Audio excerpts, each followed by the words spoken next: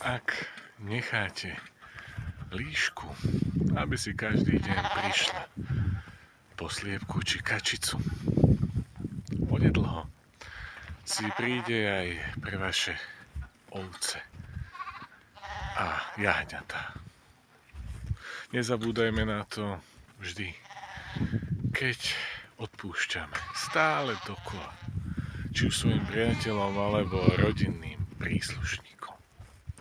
Nie je to o nekonečnom odpúšťaní, pretože odpustiť máme v srdci pokoj a pokore, ale nie stále dokola znášať útrapy, nenávisť či ponižovanie z tej druhej strany.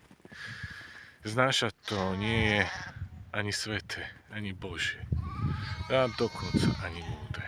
Práve naopak. Keď stále zostávame v blízkosti týchto ľudí, ponižujeme Boha v sebe.